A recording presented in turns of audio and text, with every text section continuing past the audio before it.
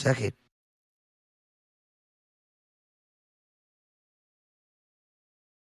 Josey Scott, how the hell have you been? I'm good, man. How are you doing? You know, as good as a bald guy can be. See, I've always been jealous of your hair. You got thick hair still, man. I mean, is that because you're part Indian, aren't you? Well, I Yeah, say Indian like not dot Indian, but Indian like. I'm part Cherokee Indian and Irish and English, but I did that. You're a mutt like me. Yeah, my dad used to say we were Heinz 57s, but I did that Ancestry DNA and found out that I'm like 17% Iberian Peninsula, and I didn't know what that was, so Where I the hell's Googled it. Where the hell's that? It's Portuguese. Apparently, it's Oh, really? yeah. We got Spanish blood, but I knew my dad was just darker than me, and I could never get as dark as him. I was, worked outside when I was a kid and tanned and did all kind of stuff to try to get as dark as him, and he was just a different Really? skin tone than me, and I always chalked it up to us being Cherokee Indian, but apparently we are Spanish. Well, that's awesome, man. I didn't know that. I thought you were more Indian, but what's funny is though too, you have to have Viking blood in you. I You have to. guarantee you. I guarantee I found out that people like us that act as crazy as we did when we were younger have Viking blood. They're definitely from. No, but hey, here's what's funny. I always used to put on Facebook that I'm not kidding either, that I'm 25% Scottish Irish, 25% Afro American, and 50% alien. And no one ever said anything about the alien part. They just said, "You're not freaking Afro American." I'm like, why? I mean, you know what I mean? Because I'm serious. I got timing. And it's all walking around the control room, producing, just doing a shaker. My timing's impeccable. I mean, I'm not kidding. I'm not bragging. I'm telling you, man. As a piano player, man, I will freaking hell at people. Like, you MIDI, you quantize that. It's like, no, that's really me. perfect. Speaking of timing, I want to talk about, because I know I've known you for freaking years. We grew up together, literally like around Memphis music scene. I wanted to ask you, just for the listeners out there, Josey Scott from formerly of the band Saliva, now a solo artist, and we'll get to being a solo artist here in a minute. I want to ask you, what inspired you to be a front man? What was that one moment when you were young that, because I know exactly what inspired me to be a producer. When was that one moment though that you went, that's what I'm going to do with my life? Well, I had sang. I started playing drums when I was 5 years old in church with my dad, and my sister Rhonda and my dad Scotty would play songs, and my dad would preach, and then he would play a couple songs, and then preach a while, and then play a couple songs back in the '70s, and so I started playing drums at 5 and playing on stage with Daddy until I turned about 9 years old. And then I discovered, the radio and 80s radio. And Right. I was listening to like Journey and Survivor and Oh God, yeah, back in the day. Foreigner and all that stuff. And Joan Jett and the Blackhearts and AC/DC and all that. And I would sing along with the radio. And so I, discovered that I could sing around 9 years old. Well, my parents figured out I could sing, and they were like, you can sing, and we know it now, and we're going to put you in singing lessons and all this stuff. So I started singing, like cut my teeth on like Merle Haggard and George Jones and all the That's really awesome, man. good country stuff. And I didn't know that. and then around 14 or 15, I begged my mama, because we were dirt poor, and begged my mama to get me a drum kit, because I thought, well, I'll be a drummer, that's how I'll make it. I'll get in one of these bands, and I'll just be the best drummer I can be. So My mom bought me a little CB700 drum kit and with double bass and everything. I thought I was in high cotton with that double bass, but so I played, just played one day until my hands were bleeding. I played till blood was dripping off my elbows, and my mama come in there and took the sticks out of my hand. She said, "You got to stop.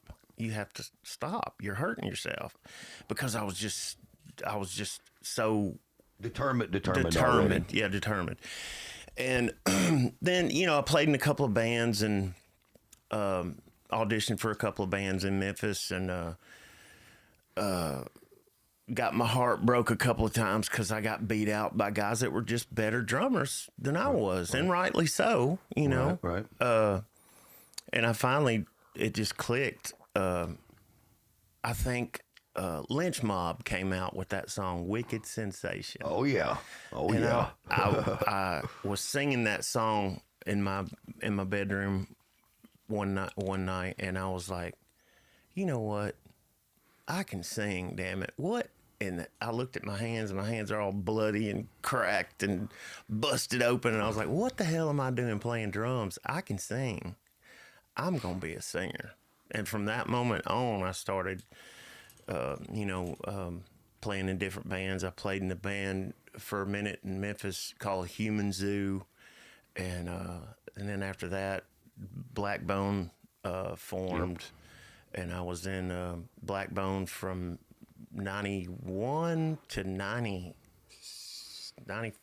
tail end of 95, or maybe the beginning of 96. And then after Blackbone blew up, I got real depressed and locked myself in my bedroom, and still living with my mama on Green Dolphin there in Memphis and East Memphis. And just wrote. I had an old acoustic guitar that this girl I was dating gave me, and just wrote songs until I had about 30 songs. And then I thought, I'm going to go around to every band in Memphis, and I'm going to just collect all my heroes, all my Memphis heroes.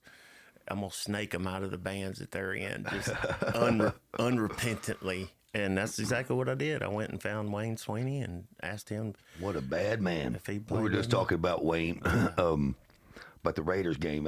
I bet he was freaking excited. I bet he was. Yeah, we'll hear from him in a couple of days. I'm gonna text him and give him some shit. He always gets around to texting me back. So, what was your focus artist though that you idolized? As far as like who was the one guy?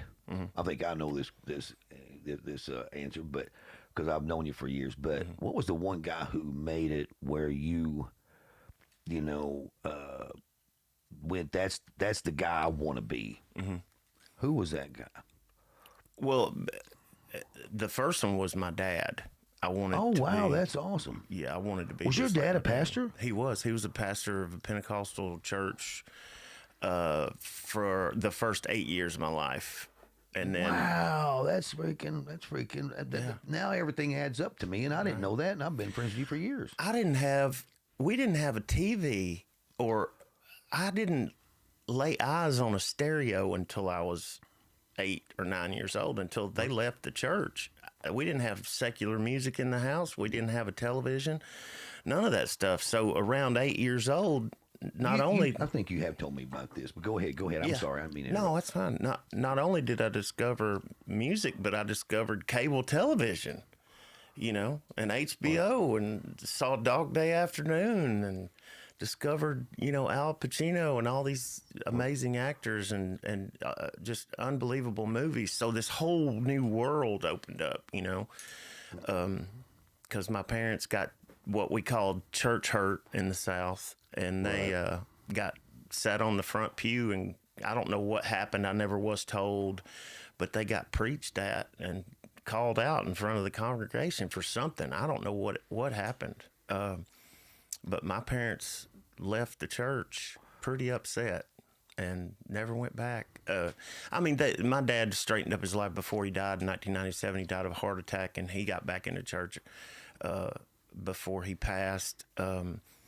My mother has certainly, changed her life and straightened up and everything. But is it okay for us to talk about your struggle with drug addiction? Is it yeah, okay? absolutely, yeah. Because Saliva was at the top of their game, and you left simply because of beliefs and moral beliefs, and from what I understand, what we've talked about in the past, and your struggle with the drugs.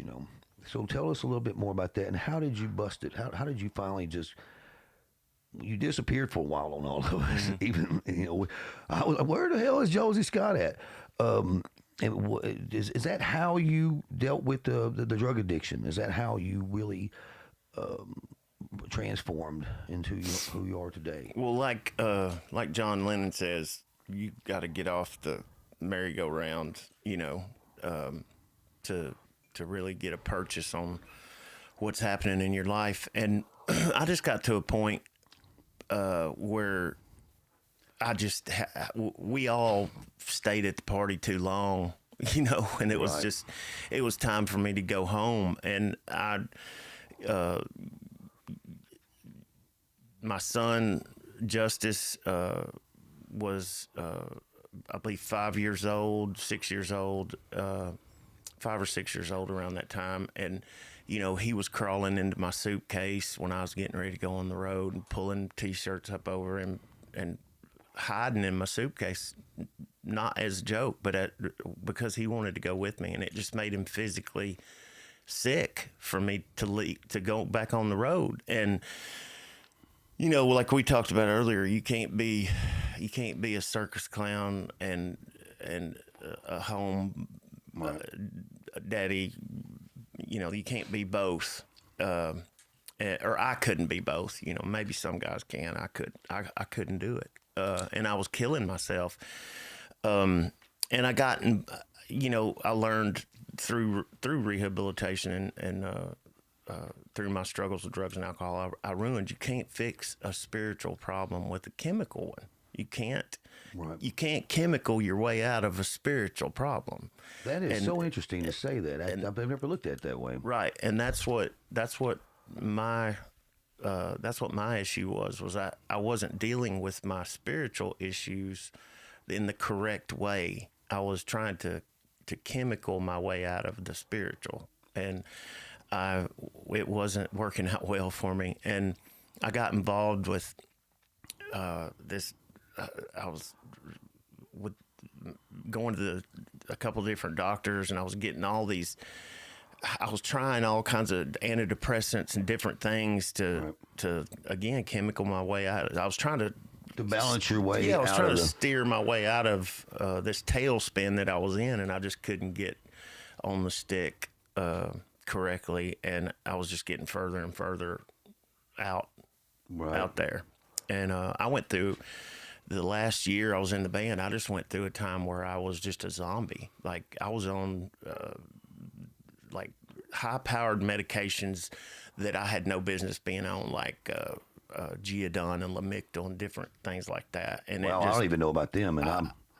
Right. And I know a lot about My family says I could be a pharmacist. I know a lot right. about. I know a lot about drugs because I've done a lot. And, Right. You know what I mean? I mean, it's so ridiculously stupid to say that, but. And I just got to the point where I said, listen, it's a 5-way marriage. You have to work on it just like a 5-way marriage. And it just wasn't working anymore. And we went down to a 4 band member situation, and I didn't like that. I always thought my system is you got to have 2 guitar players. Right.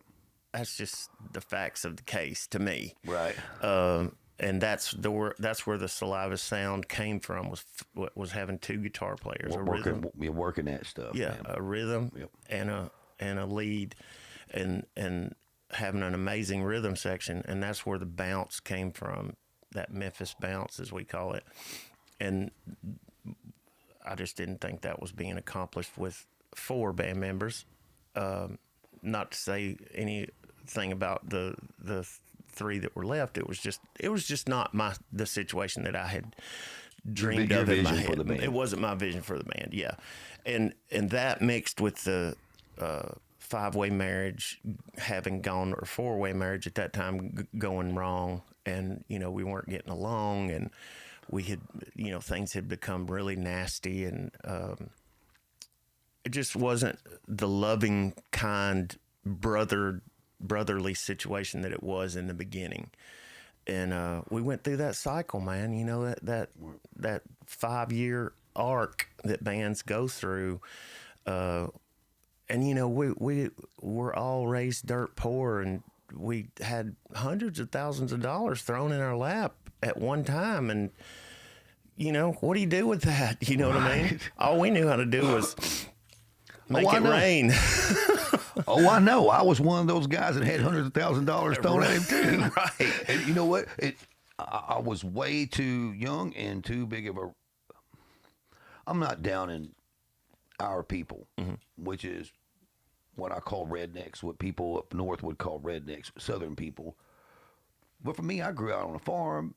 I didn't know any better. Man, you give me freaking the money that Leo or them gave me, and I'm like, I feel like I'm freaking, rich. Yeah.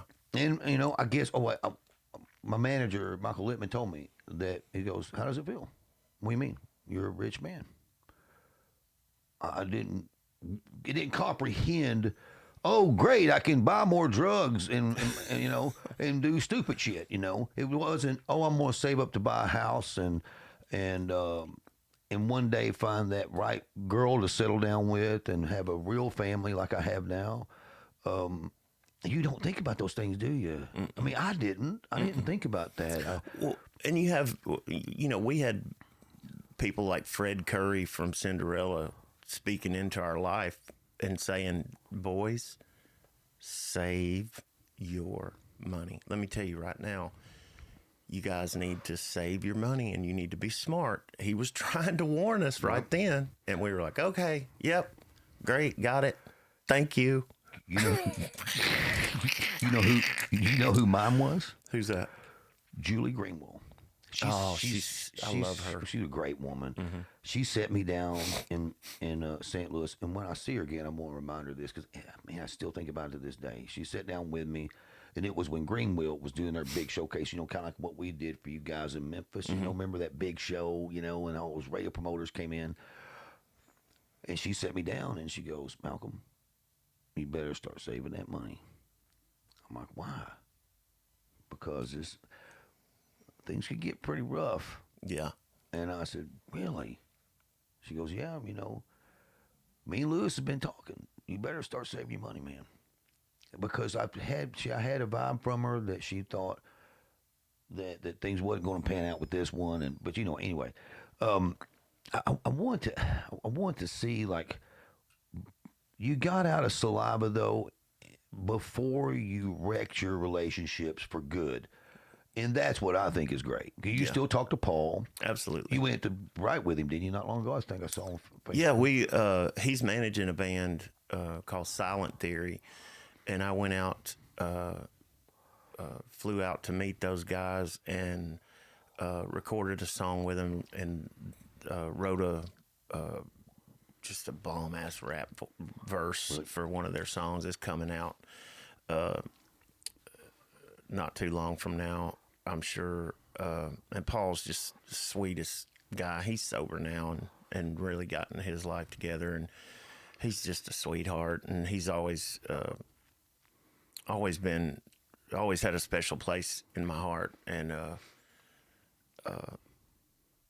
he's always been so kind and nice to me, and he's just a great heart guy. He really is. Big hearted guy. He really is, and he looks out for me, and presents different opportunities for me, and he's just a sweetheart. I love him to death.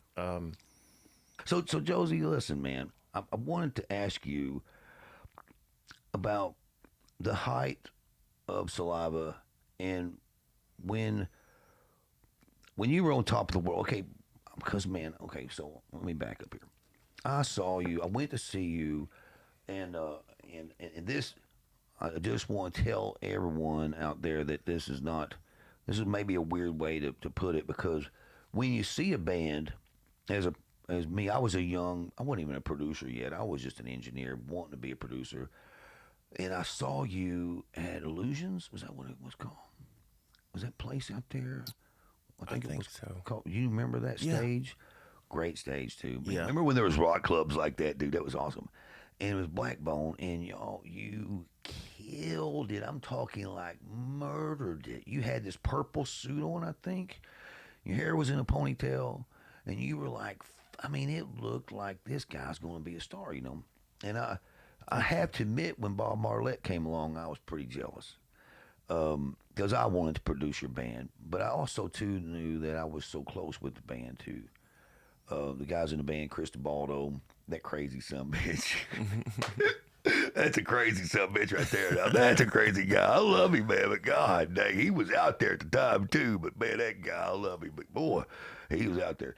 And Paul and everybody. But anyway, when you got that, was there a certain day you got the call? You got the call, and it's so funny because I heard somebody asked Axl Rose this in an interview one time. That's why I got to ask you: was when you got the call that you were going to be a huge artist? How did it feel? What did you feel? I mean, did you feel like I'm there I'm at the mountaintop, or did you feel like I'm just now starting to climb the mountain? You know what I mean?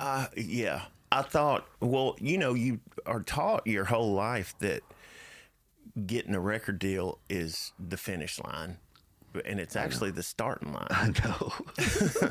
So, but like Nikki Sixx says, I think there's different cogs to the wheels. You know what I mean? I think you're on this cog for a long time. You're, as they say in Nashville, getting smoke on your clothes. And I played. That's what I tell people. When they say, "Are we bothering you?" We don't want to bother you. I'm like, do you know how many crappy, shitty bars I played to be this guy? Do you know how many pool tables I slept on, and how many times I played for just the employees of a bar for a $50 bar tab that night, and was starving to death. God, me and Chris DeBaldo were starving. We were literally starving artists, as skinny as a rail, and just we would have ate a mayonnaise sandwich if somebody offered it to us. And we used to. I remember me and him digging through the old Chevy van we had in Blackbone, collecting quarters because 7-Eleven had quarter hot dogs, and you could get 2 hot dogs for 50 cents, and we would get 2 hot dogs, and I'd give him one, he'd give me one, and that was our meal for the day, probably for a couple of days. But, those are, and when you look back on it, those are some of the best times of your life. That's what I wanted you to tell us about, because and when you got to the point where you knew, man, this like the record deal's like your first paycheck at a new job. Mm-hmm.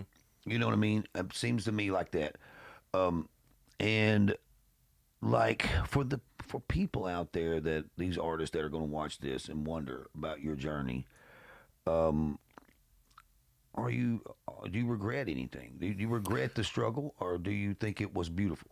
No, I think the struggle was beautiful. I certainly have plenty of things that I regret. They're very personal, but Right. You just. But I run through the scenario in my head all the time. Like, what if I'd have done this, or should I? I do too. Should I? Because when I was little, I thought I was going to be just like my dad. I thought, well, I'm going to be a preacher, just like my dad. And then I figured out my dad did music, and I was like, well, I'm going to be a musician, just like my dad. And then found out my dad was a quarterback in his high school football team, and I thought, well, I'm going to play football, because I was a big kid. Right. And I was like, well, I'm 6'3", and I weigh 250 pounds. I'm going to be a monster on this field, and then right. then I figured out that I could knock the hell out of guys and didn't get suspended for it. And I was like, but I'm in. Win. So that's awesome, man. I was the same way. It's absolutely funny.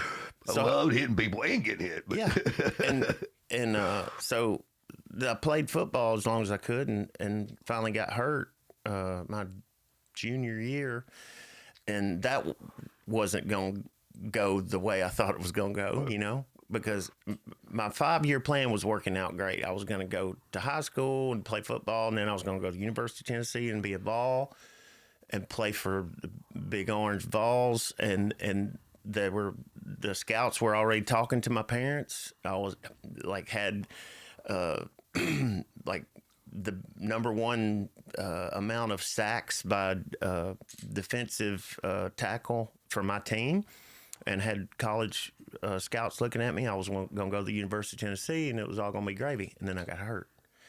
That's what happened to me too. Tore my knee up, and then after that, I was like, okay, well, I switched gears again, and that's when Mama got me the drum set, and I started playing drums around 16, 17 years old, and I thought, well, I'm gonna be a drummer. I'm gonna be like Tommy Lee. I'm gonna be a famous drummer or whatever. Well, that didn't work out for me. Hence my bloody hands and blood dripping off my elbows from playing drums, and then I figured out I could sing.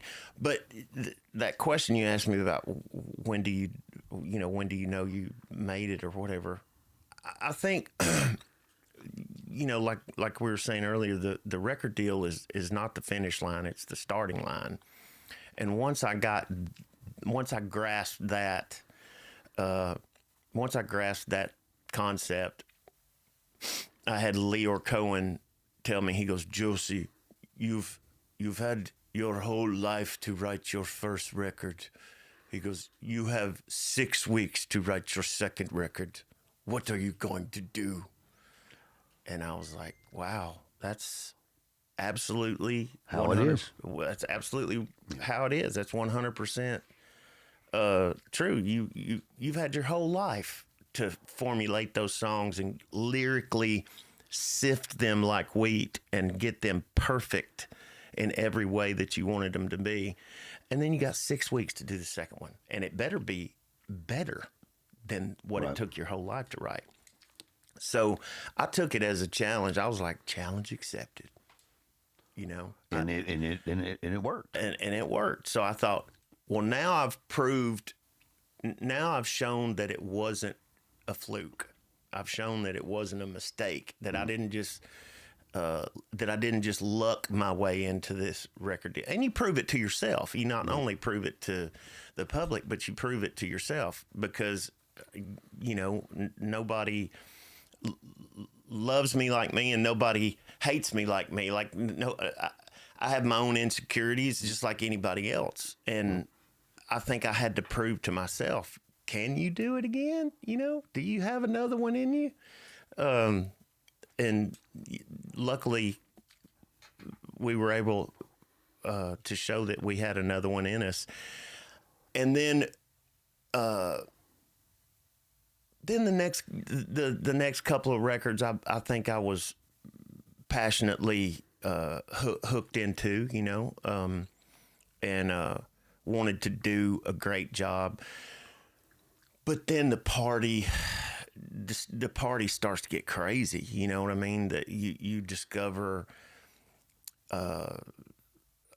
everything bad out there that you can discover. You discover drugs, you discover alcohol, you discover girls. There's just like these beautiful, you know, women that you never thought in your wildest dreams you could have a chance in hell with are coming at you 10 at a time, and you're just like, what? It just, your mind gets all twisted up, and I wasn't doing myself any favors. And thank God I met my wife in 2000. I met Kendra May 29th, 2003. And I didn't know you guys have been together that long. Yeah, we've been together almost 20 years. Wow, that's incredible. Isn't that something? I didn't know that. Yeah. And we've been together through everything.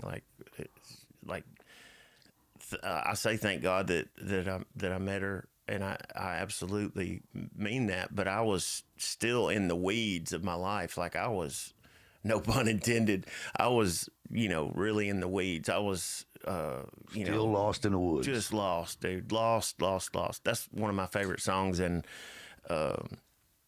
Wizard of Oz is "You're out of the woods, you're out of the woods." You know, when they're going through the poppy field and they get sleepy, that song that's playing in the background. Oh yeah, that's not a very popular song, but it's the one that Tony Soprano hears, or the psychiatrist has the dream about Tony Soprano and the Sopranos, and she has the dream that he hits the I think a telephone pole in the rain, and he's out on the hood of the car and the rain's falling in his face, and you hear, "You're out of the woods, you're out of the woods." Right. That's one of my favorite songs from that movie. But yeah, I was in the woods bad, dude. And I don't think I would have had the incentive to find my way with God's help out of those woods had it not been for Kendra. Because well, I feel the same way. She gave me the love and the support and 3 beautiful children and understanding. She seems like she's a pretty understanding absolutely woman. And 2 beautiful stepchildren that gave me the strength and the incentive to want to pull out of that tailspin and find my way out of the woods. How is now that you're a solo artist, you're coming back. Josey, I'm gonna be real honest with you. I think that you're at the beginning of a new thing that's going to be huge. Thank you. You seem like you're surrounding yourself with people. How's it been working with Struggle Jennings? I wanted to ask you that. I love Struggle. Really sweet guy. He's such a sweetheart. Learned so much from him and Scatterbrains and that whole crew, man. Just everybody that they surround themselves with. Just great people. You know, I heard him say something in my presence. He said I was listening to him talk about a conversation he had with someone. I won't say who, but I just loved he articulates his thoughts in a way that is amazing to me. He said about this particular person he was talking about, he said it was a business conversation, and they were discussing the details of that situation. And he said, "Hey," he said, in a day and age where morals matter, if your south is my north, then I guess that's the way it is. And that blew me away. What man. a wise thing to say. So wise. Yeah, he said in a day and age when I believe morals matter most, he said if your north is if my north is your south, then hey, it is what it is. And I was like, golly, I'm stealing that. That's good. That's really a good lyric. If your north is my south, then it is what it is. That's an absolute freaking truth, though, isn't it? Yeah, it's so good. That's good. And you know, he was saying, look, you know, if we're going opposite directions, but I know in my heart that my direction is towards the right, then hey, that's where I'm going. That's and you're where going I'm going the other direction. That's right. You know, you're welcome to go the other way, but I'm going this way. And wow. I just thought that just spoke to me, man. My life changed right there, right then, man. I was like, you know what? That's 100% true. Hey, but listen, I want to talk about how your experience was on the road with Aerosmith and Kiss. Oh, man. How was that? I mean, how was those guys that you're with? It was a dream come true.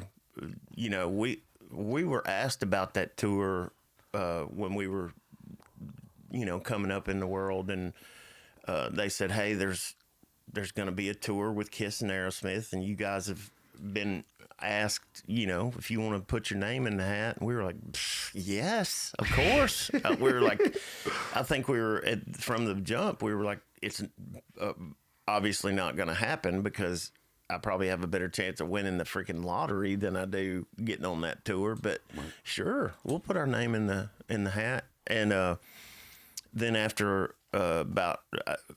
we forgot about it and then went back on the road for 2 or 3 months, and then they you get these flash reports from your management, and they come and go, well, it's down to this, and this, and we're like, really? We're still in it? And they're like, yeah, they're still talking about. And then they come back and they said, well, it's come down to you guys and Billy Idol. What? Yeah, they're gonna do Kiss, Aerosmith, Billy Idol nostalgia type tour, or they're gonna do a Kiss, Aerosmith, Saliva new band going on first tour, and go that route. And I thought, well, obviously Billy Idol will get this because he's a legend. Idol, yeah, he's Billy Idol, and he's a legend too. So why wouldn't they want to have three? Why have two legends when you can have three? I thought, don't get y'all's heart broke, because obviously this is going to go to Billy Idol, and it should go to Billy Idol, in my opinion. But apparently it came down to, I guess, some board meeting, and they were talking about it, and I bet they were probably going to go with Billy Idol, and Gene Simmons' son come running in the room and heard them talking about Saliva or Billy Idol, and his son was like, Dad, please, Saliva, please pick Saliva. I love those guys. I want to, Wow. And his son, Nicholas, was the deciding factor in that. That is freaking great. We'll do anything to please our kids. Right. So I think we got picked because of that. Well, too, they know what's cool in rock. Right. They know what's cool in music, period, That's freaking crazy. So I know that you. So did you get to spend any time with Kiss at all? Yeah, I did. They're the sweetest guys, as sweet as they can be. Gene was really kind and giving and sweet, and was really encouraging to me, and told me I was handsome and talented, and every chance he got, and was just really encouraging and kind. Paul is a sweetheart. Me and him, got to talk a little bit, and I got to know him a little better. And I remember the first time I walked up to him with his makeup and heels and everything on, like because they're 7.5 feet tall when they get all that gear on. And I just walked up to him at the meet and greet, and I was like, I just wanted to cry. Like, I got emotional. Man, I would love I to was meet him. like, I couldn't even string a sentence together. And I was like, man, you've been my idol since 1976, since first time I ever held a Kiss album in my hands was Destroyer. And I was like, I don't even know what this is, but I want to be this. This is what I want to be. And he goes, I said, you look so good. I said, how do you look? I said, you look so great and so fit. And he said, well, nobody wants to see a fat guy in tights now, do they? That's great. But meeting Steven Tyler was pretty intimidating too, because he used to come and watch us every night. He would stand in the wings and watch us, and I mean, he did it every single night, Malcolm. Every night. Wow, that's crazy. It made me nauseous. It made the tour miserable for me, because on the one hand, I loved it, and it was a dream come true, and I couldn't wait to get on stage every night, and it was just great. And on the other hand, I knew Steven Tyler was going to be standing on and watching every move I made, and it just scared me to death. I felt like I was going to throw up every night. And I asked him one night, I finally got the nerve to ask him, I said, why do you stand there every night and watch us in the wings? I said, you're Steven freaking Tyler, man. Ain't you got something better you could do or something? And he goes, I said, why do you stand there and watch us every night? And he took his toothpick out of his mouth and he goes, because you're the fucking competition. Puts it. Are you serious? And walks off. He actually said that. He said that. Because you're the competition. Yeah. And I was just like, I wanted to faint, and I thought it was the highest compliment in the world at the same time. Like, right. Like the feelings I was having was just right. And I don't want to get off anything, but did you know who the first drummer for Aerosmith was? Don't you? Who's that? Steven Tyler. Oh yeah, he's the drummer. That's why He is a it drummer. was just Yeah. interesting to me that you said you played drums first. Yeah. So Well, I think any good singer worth his salt has to be a drummer, not a drummer by trade, but a drummer as in you have to know where that 1 and 4 is. there was something that you said years ago that I think we've talked about this, when we were working on your stuff in the spring. And was no, I think me and you were partying somewhere years ago when you said this. When Oh Kid Lord. Rock, when Kid Rock came out, and he's like doing this rap rock thing, right? You're like, hell, we've been doing this in Memphis for 10 years. What is this? This ain't special. Like everybody thought it was this new thing. In Blackbone, you were doing this freaking in 80, 96.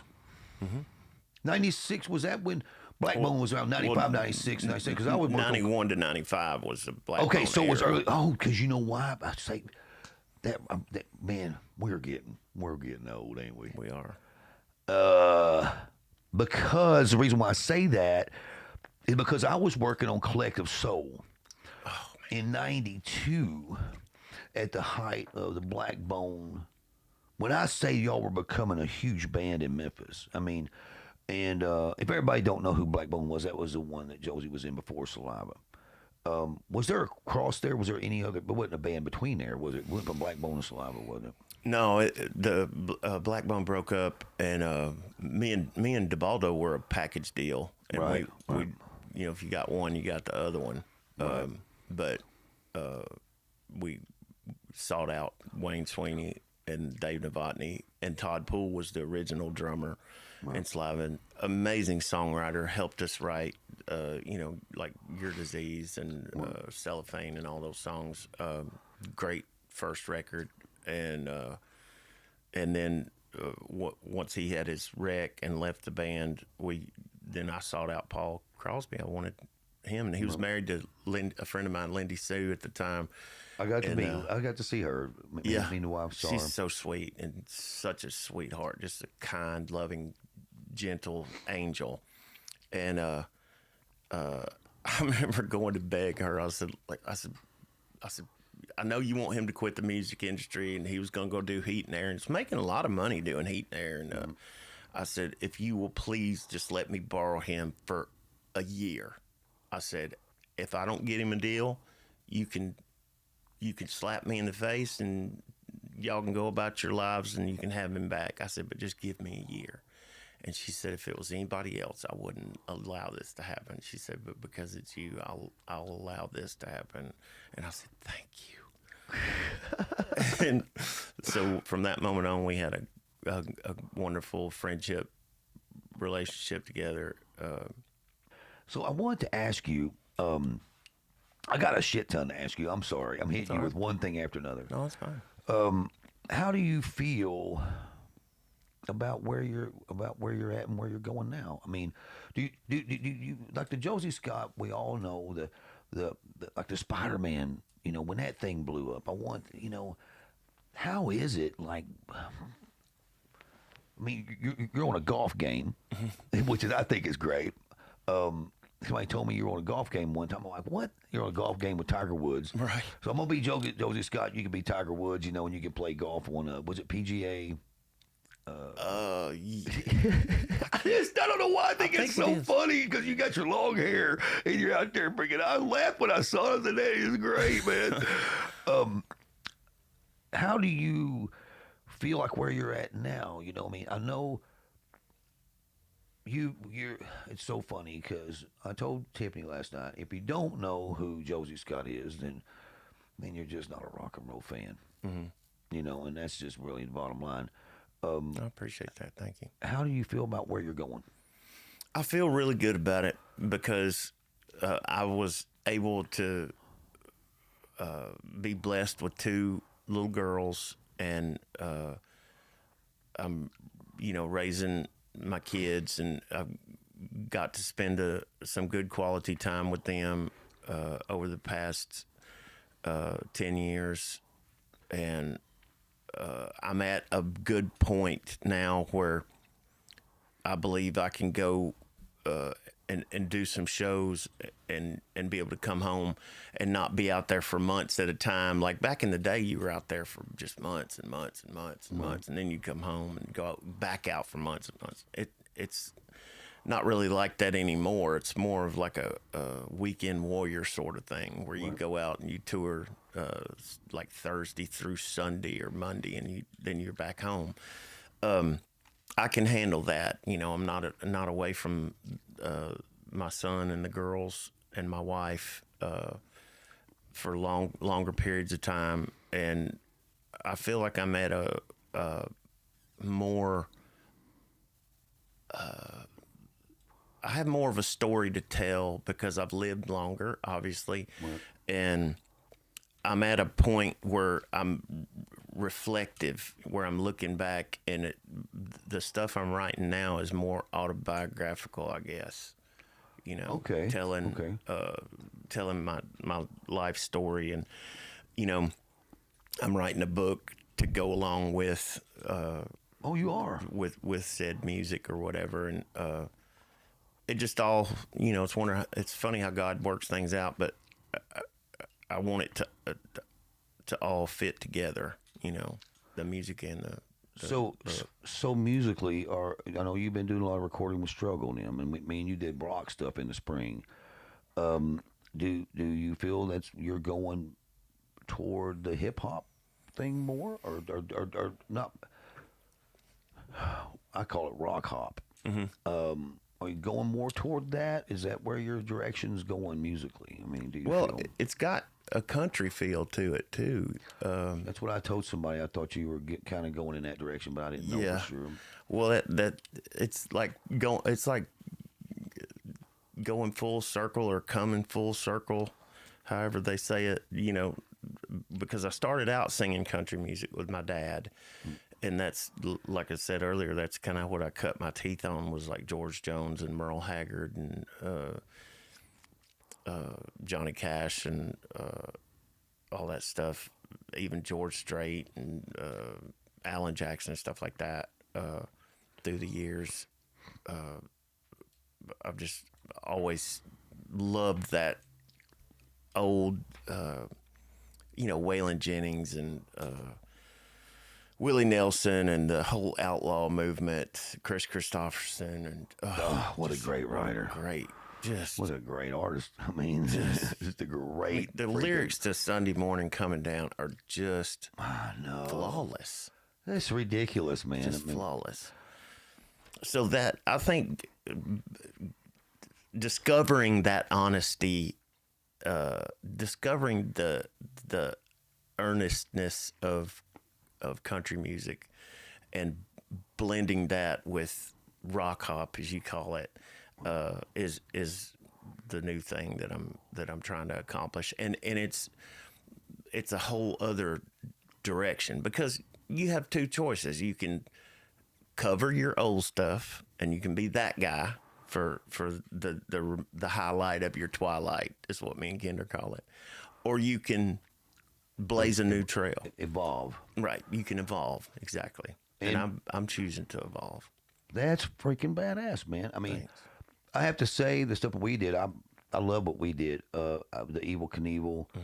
I don't know if you're redoing that with Scatter. Oh yeah, I love that song. Freaking Brains or not. Scatterbrains. That's freaking what a name. I love that. I love it.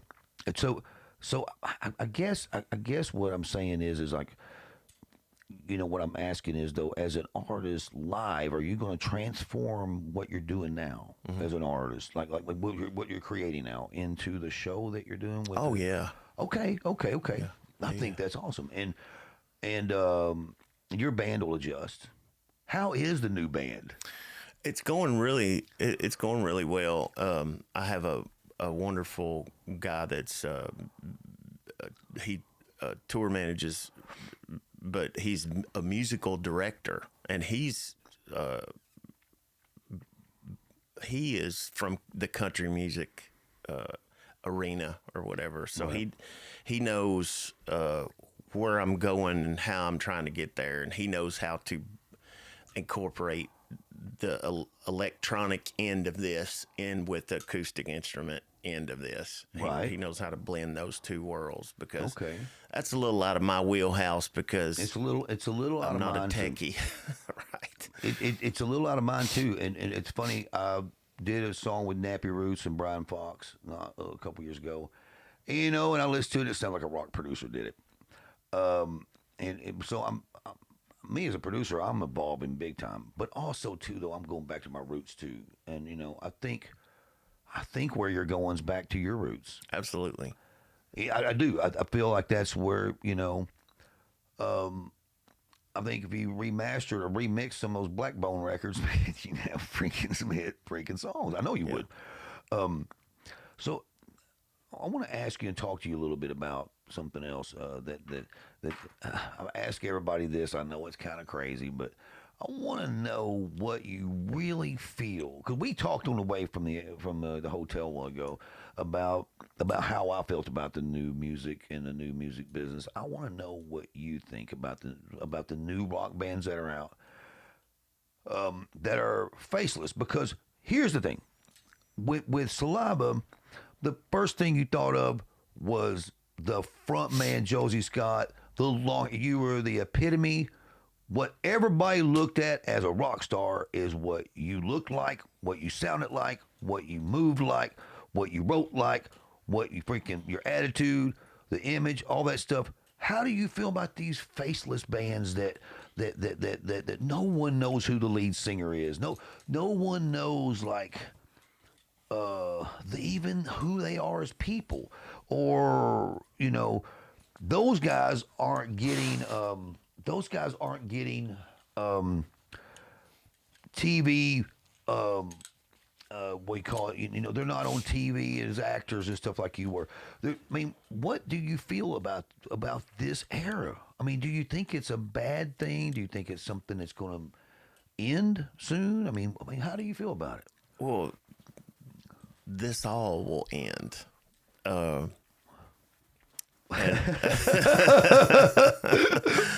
All this is going to end. Oh yeah, I know, but you don't say. Right.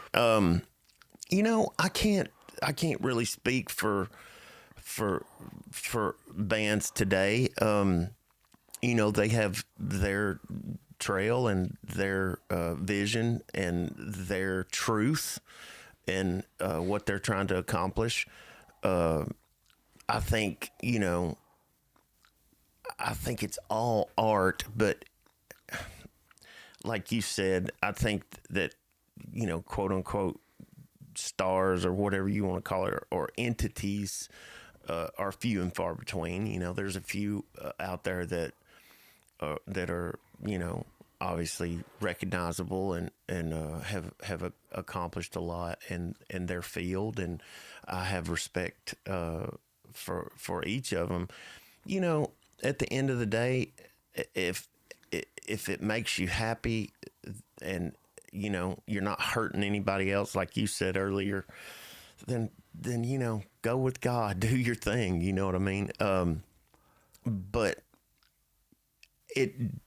some of this does seem to be a little manufactured, contrived. I look at you and I go, that's a man made of wood and steel.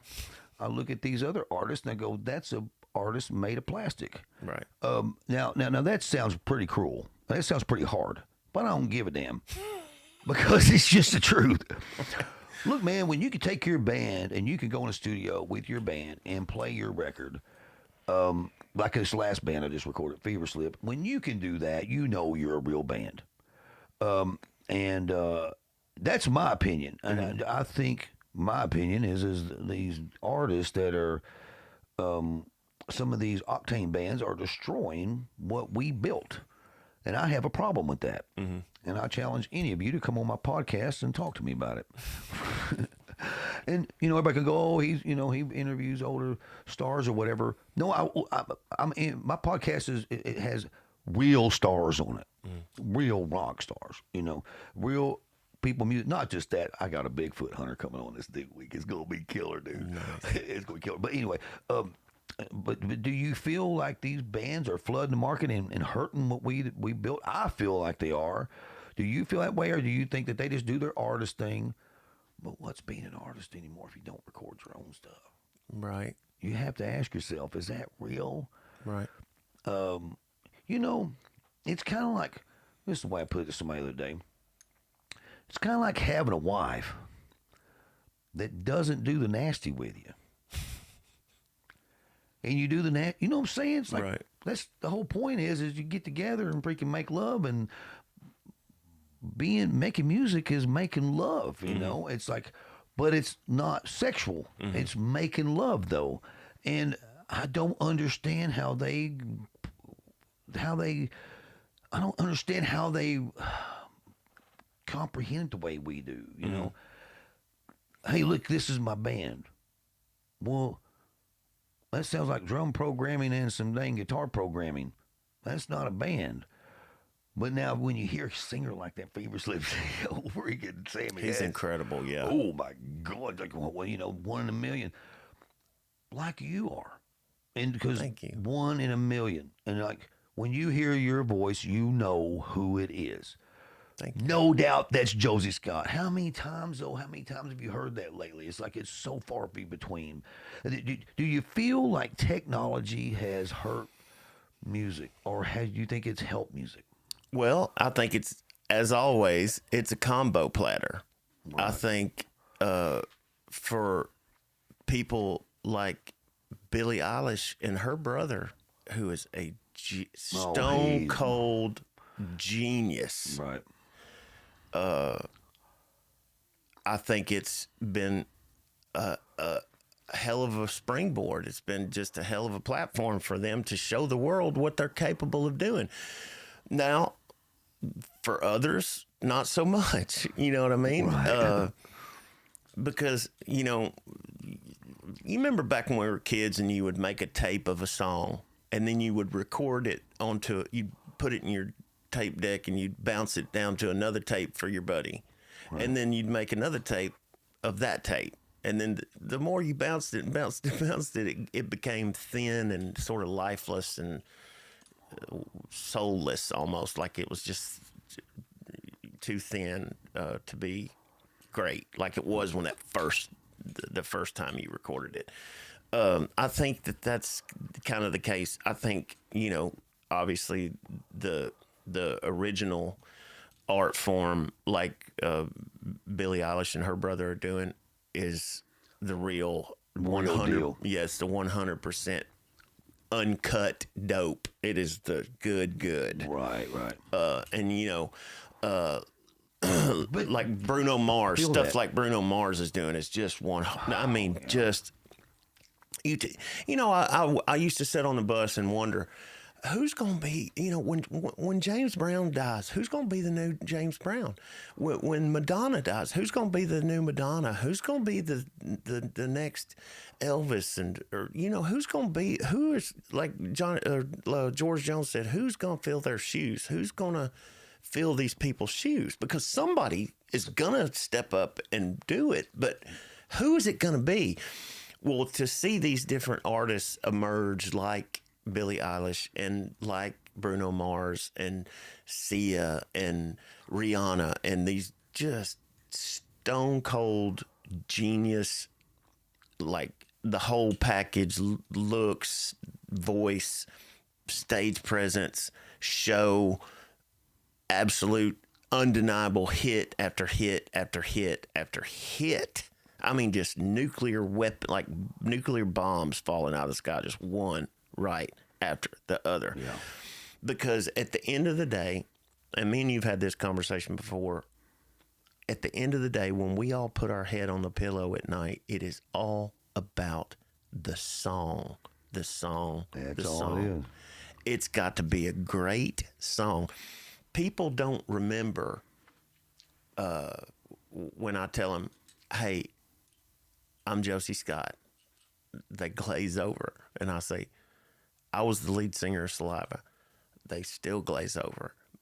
Not everybody, but some people. They're still glazed over. And I say, I did that song, Click, Click, Boom. They go, and then I'll sing a little bit of it, and they go, "Oh my gosh, I know that song. That song's in my playlist right now." You know what I mean? So even though on my Instagram, in my bio, I said, I used to say, I'd say like Voices Saliva or lead singer, former lead singer Saliva or whatever. Right. Now I just say the click, click, boom guy. And because that's what people remember. They don't remember all these details, man. You're asking. Bob Marlette taught me something one time that I'll never forget. He said, "Josey, we don't have the, how did he say it?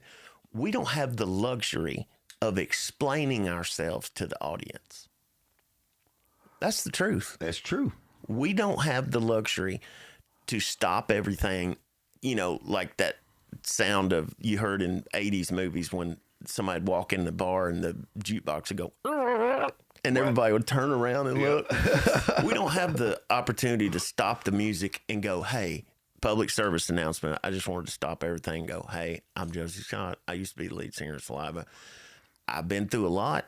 I got off drugs. I'm trying to straighten out my life. I'm trying to raise my kids. Me and my wife have an amazing marriage. We love each other so much. Now I'm writing music about my wife and about my kids. I'm going to produce it and put it back out or put it out. And I'm going to come out here and go. We don't have the, because they just, again, glaze over and just be like. But that's why, though, I wanted you on the podcast, because I think your story is important to rock and roll history. Not because you're my friend, because it's just the truth. And I'm proud to be your friend. Oh, I'm proud to be your friend. I just think that what you've contributed to humanity is amazing. Thank you. Our civilization has known many great artists, from Michelangelo to Da Vinci to Kanye West. Right. To Elvis Presley to, and Josey Scott's on that list. Thank you. And I think that's awesome. I want to ask you, what triggered, and if you don't want to talk about this, it's fine. What triggered you wanting to come and sing again and get back into the scene again? I mean, what triggered it? And because I don't want to ask you I don't want to upset you about anything, and you're welcome to not even talk about it if you don't want to. I think I know, but I'm saying, what really was the breaking point? What was where you went? I'm going back. What am I doing? Because I remember the phone call with you, and I'm and it seemed like you were in a pretty dark place, and I'm like, you got to edit some of these words out, but I'm going to say exactly what I said. But what the fuck are you doing? You're Josey fucking Scott, man. You're a badass. You're one of the biggest rock stars of all time. Stop moping around. Get on your ass and fucking let's get to work, baby. Remember that talk? But what made you decide to do this again? What really got you motivated? Well, even when I left the band and went home, I was able to become a peer recovery support specialist, and I was able to get my certificate for to do that job, and I was able to help a lot of people get into drug and alcohol programs that wouldn't normally have the ways or means to get into programs such as that. Everybody can't take a $30,000 vacation. You know what I mean? Right. And that's what it costs today. So I was able to get help for people that might be less fortunate or not have the access or not know how to access programs that are out there. So I was able to help people in that way, which feeds my soul. You know what I mean? And I love that. And I like you said, I believe God has a way of working things out. And he wanted me in those places for such a time as that. And I was able to reach people on a different level and still get emails and text messages from guys and girls that men and women that I've helped get into the different programs, from homeless people to veterans to people that just didn't have that kind of access to those kinds of programs, that couldn't get into those kinds of programs. I helped them get into different programs, working with, there's a wonderful place in Tulsa called 12 and 12 that is ran by another company called Grand Mental Health that Kendra works for. And she's works with kids. She works with children in junior highs and high schools, and helps them to adjust to different programs and have different access to different mental health programs, to helps them out with stuff like that. But even after I left the band, I'm sort of taking the long way around here, but no, it's okay. But even after I left the band, music doesn't leave you. You can't just break up with music. You know what I mean? Right. I agree. You can leave the music industry, but I call it the radio in my brain continues to play. And through the years, even all the way back to 2011, the year I left the band, songs were still coming through the antenna or whatever. Right. Like Elvis says, it's not from me, it's through me. I just have the best seat in the house, you know. It's that's awesome. It's an antenna from up there that this stuff comes from. And I just continued to write the stuff down, continued to be that, like you told me, but where's that kid with the green notebook under his arm? That's right. That's right. Yep. And that was that was so inspirational to me, and I thank you so much for getting my head out of my ass at that point. Because, you know, it's all insecurity, and you just get into an insecure place. And what did you say? You said you talked to a guy on the phone, and he said, how's Josey Scott doing? You said, well, he's doing okay. You know, he's trying to figure things out. And you said, oh, and I can feel the insecurity from here. Yeah. You know, and I think you are constantly trying to prove to yourself that you still got it, that you can still do it, that you can, know. You know. And Blue Ridge was a big turnaround for that, you know. And if it wasn't for Kendra and, you know, just speaking life into my life, because I was just like I was in the studio with you that day. If it hadn't been for you and Kendra talking to me and getting my head out of my ass, like I said, I don't think I would have gotten through that panic attack like I did. Well, I had the same panic attack in Blue Ridge in the wings of the stage. It was getting down to me going on stage, and you know, I was nervous about meeting Bobby because, you know, he's the singer now, and you know, it was weird, and I had forced myself not to listen to it because, you know, it's like watching your ex with that's what I was about else. to say. It's about like meeting your ex-wife's new husband. Right. It's like meeting your ex-wife's new husband. That is perfectly said. So I was nervous about meeting him. Me and his dad are actually really close, Bob Sr., and he was there for me when my son passed away in May of 21 from COVID. My son Cody passed away on May 22nd, which was the worst thing I've ever been through in my life. I still can't believe it happened to me. But Bobby's dad was really there for me. He was really, yeah. Isn't that crazy? He was there for me, and my wife's, Kendra's ex-husband, the biological father of my two stepchildren, was also there for me. So the two men that were there for me almost the most, if I dare say, were two men that I would have told you before that were not on the top of my list of as friends or even enemies. Not just not on the list. Not on the list. Yeah, just indifferent. And they were, you know, like they say, God moves in mysterious ways. That's the most mysterious part to me, was those two being there for me. So I was nervous about meeting Bobby, met him. That went better than I thought it was going to go.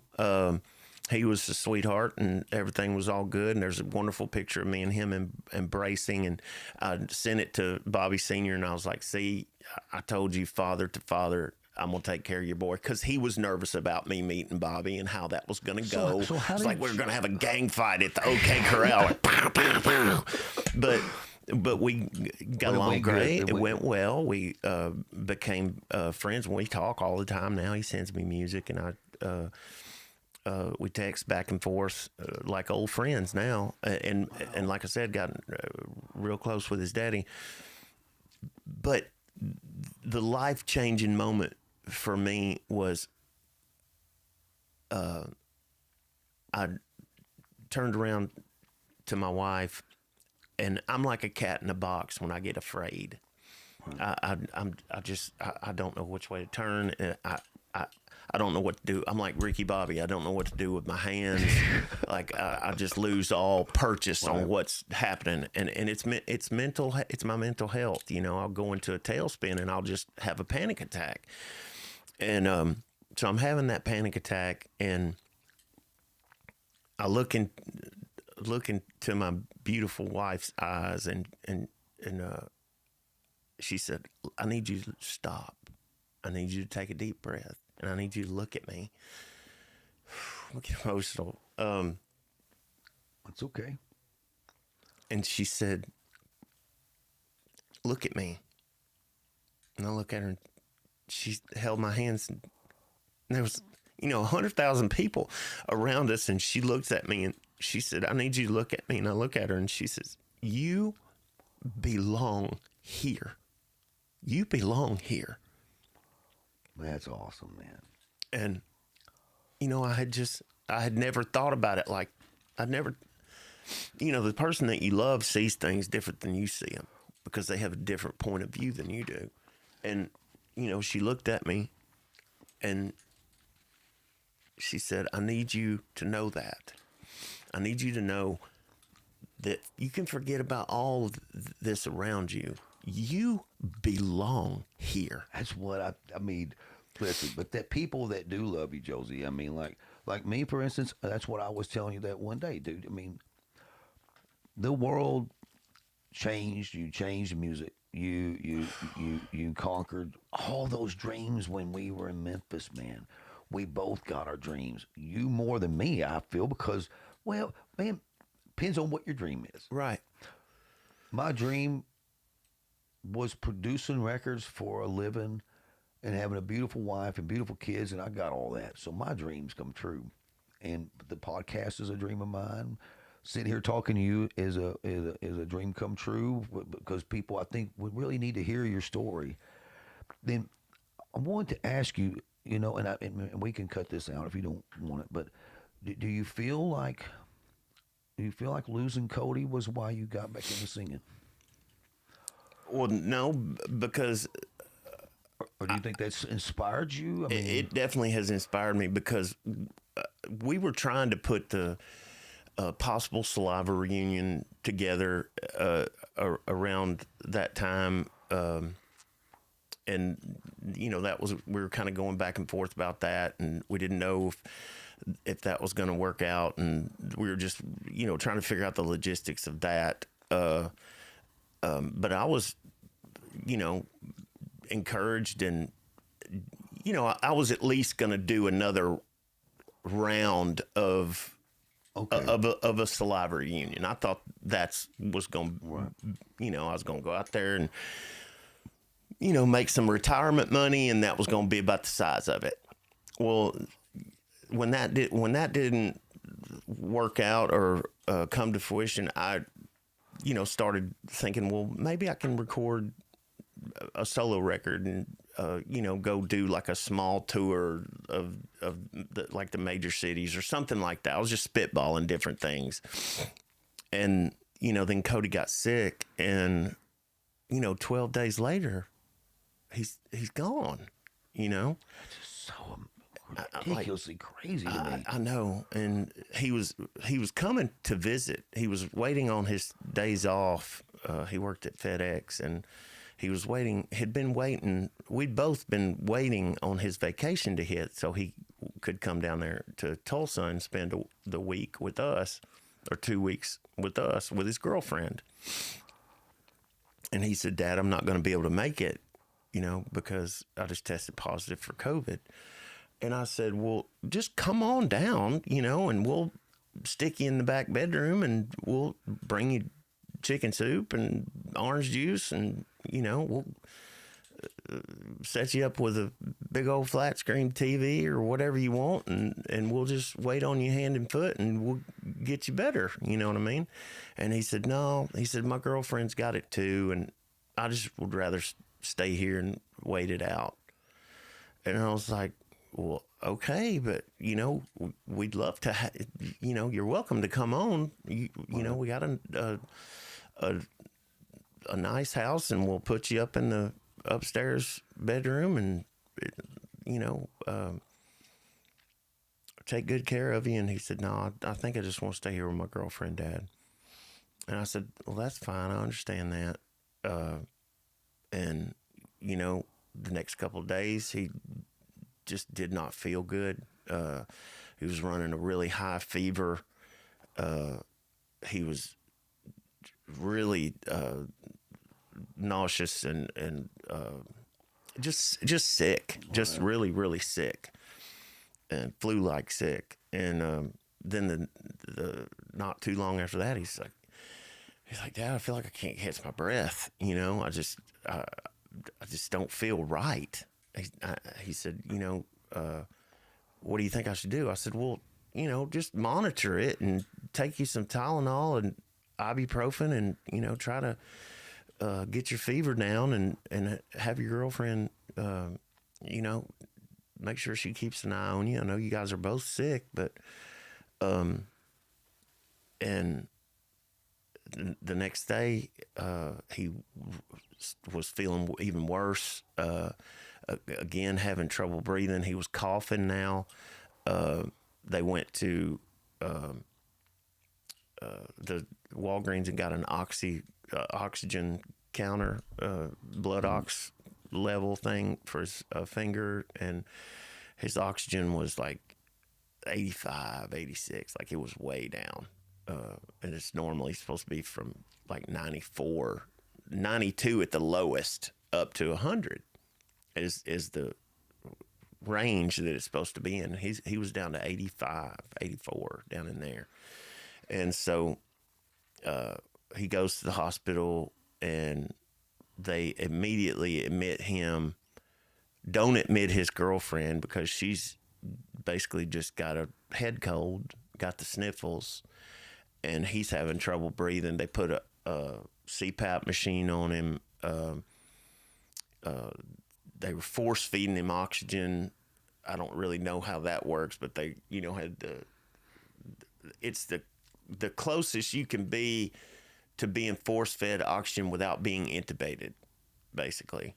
And so they got this thing strapped on his face, and they're trying to force feed this oxygen into him, and it's making his mouth dry, and his lips are, busted and cracking open and stuff. And they wouldn't let him eat because of this, that, or the other thing. And like they were trying to keep his lips from cracking and busting. His oxygen just never came up. And they tried to set him up. They tried to lay him down. They tried to put him in a recliner. From what I could tell, they tried some different things. And then I thought, well, I'm gonna come there and see what I can do to help, or what I can do, or whatever. And he said, you might as well not come here, Dad. They're not gonna let you in. And they wouldn't let people on the floor. It was just really weird. I mean, in retrospect, it was really strange. And even his girlfriend sat out in the parking lot and is looking through the window at her boyfriend, at them working on her boyfriend, which I can't even imagine. And then the last time I got to talk to him, we talked for almost 3 hours. And I mean, we talked about everything. We talked about music. We talked about God. We talked about, the afterlife, and, what we imagine it would be like, and, different things. And just a really beautiful, long, in-depth conversation with your child that you dream of having you know, and we told each other jokes, and it was just really awesome to get to spend that time with him. I'm really thankful and grateful that I got to spend that 3 hours with him. And another thing is Justice, my 16-year-old son, was sitting right beside me the whole time. So, and it was on the car phone inside my car, so he got to witness both ends of it. Oh, great! That's awesome. And you know, around 11 days into it, our my stepdaughter Brittany was having her wedding there in Tulsa, marrying her now husband Tanner. So we went to Brittany and Tanner's wedding. It was a great day. They said Cody was doing better. They said he was actually testing negative for COVID. What? Yeah, You never told me that one. right. His oxygen had come up a little bit, and they were having some success there. And it was looking better. Things were looking up. So I went to my daughter's wedding on an upbeat. I was like, okay, things are going great. My daughter's getting married tonight. The family's going to be here. We're going to have this awesome Catholic wedding.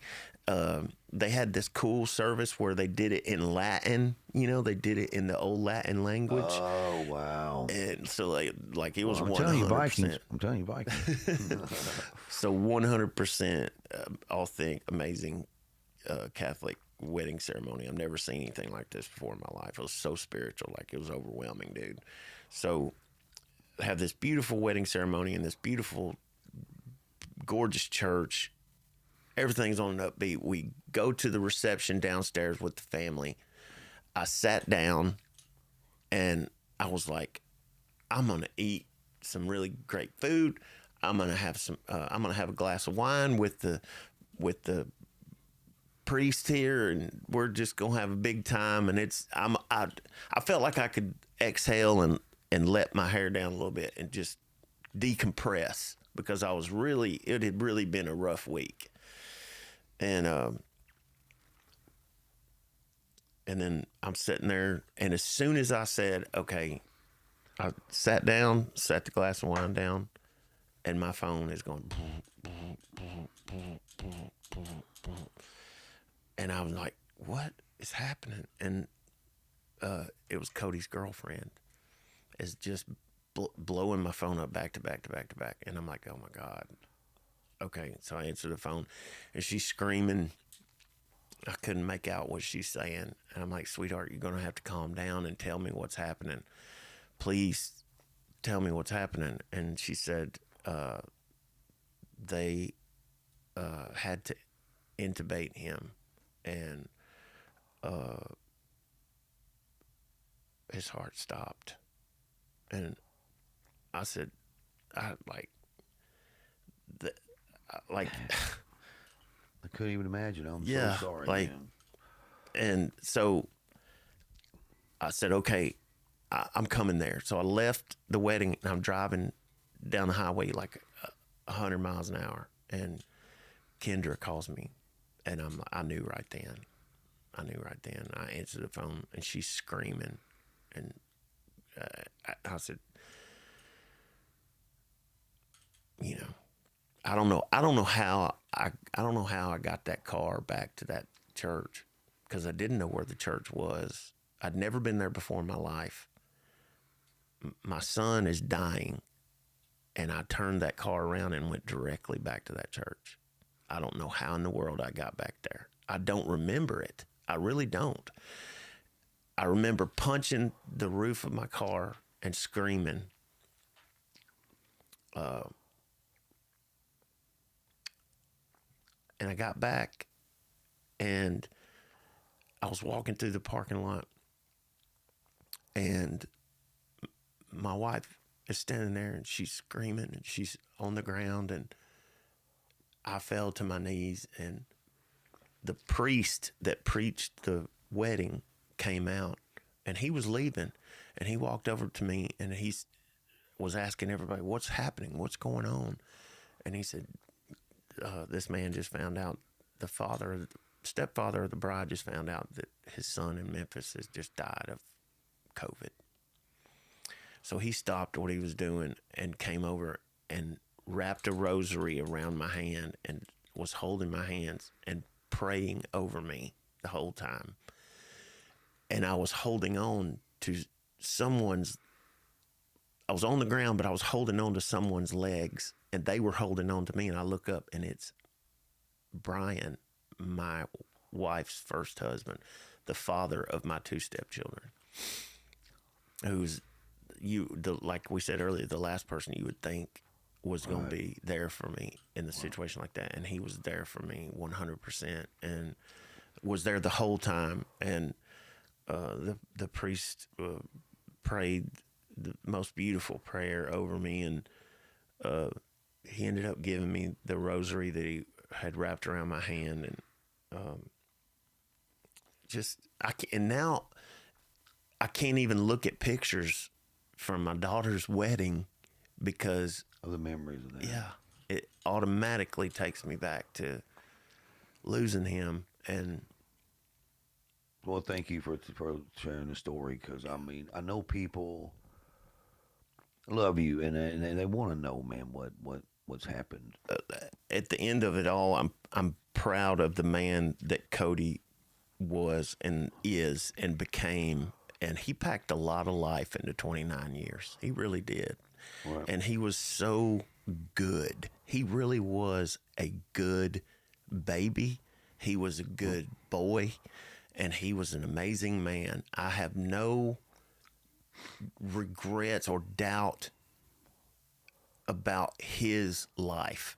Now, I have a lot of doubts and insecurities and questions and regrets about my life and how I behaved and different things I did, because I missed a lot of his life out there chasing. Oh, yeah, I know how that is with my oldest son. My dreams or whatever, and I I have regrets, but he lived a wonderful, beautiful life and was a loving, kind, amazing man. And after he was gone, I was like, that's it. This is a sign for me to not do music. I don't think I'm going to do this anymore. I didn't know that. I thought it would be because he passed away. Well, you wanted to do music. It was interesting because I hadn't dreamt about him after he passed, and I was almost mad at kind of God, because I was like, why won't you let me see him at least in my dreams or whatever? At least let me see that he's okay, or just let me see something. And one night I had a dream that I was laying on the mat of a boxing ring, and I was looking at it from the laying down point of view, and I was like, I felt blood coming out of my nose, and I remember taking the boxing glove and touching my face, and I'm going, I'm freaking bleeding, dude. Like, there's blood coming out of my mouth and my nose. I was like, somebody has done knocked me the fuck out. So I'm laying there and I'm thinking about getting up, but I don't really know what's happening. When you can't really get a purchase on what's happening in your dream. And then I felt somebody pull at my collar, pull at my neck, and I instantly could smell and hear my son. And he said, Dad, you got to get up. You got to get up, Dad. And then he goes, hey, Pops, you got to get up. And I knew when he said Pops, I knew that was my child. Right. And I could smell his hair. I could smell, his skin and everything. And he said, Dad, you got to get up. You got to get up. And you got up and you're running now. I tried to turn around. I was this close, and I tried to turn around and look at him, and of course woke up. I just saw this blinding light, and I woke up. I never got to lay eyes on him. I don't think I was meant to, but I heard his voice, and he said, you've got to get up. You've got to get up, Dad. He's like, come on, you've got to get up and fight. And that's all I needed to hear. When I woke up, that's awesome. I woke up in bed with Kendra, and I said, I gotta get up and fight. I'm gonna get up. I'm gonna get up and do this now. I'm on a mission now. I know that he was letting me know, hey, I'm fine. I'm okay. Don't worry about me. You know how that song says, don't waste your tears at my grave, because I ain't here no more. You know what I mean? I'm somewhere else, and believe me, I'm more than fine. So you don't need to worry about me. You need to worry about you. And that's the message I got from it, and that's been my mission from now on. That's freaking amazing. So I know it's been a long podcast, but I got one more question. Okay. When are people going to get to hear the new Josey Scott?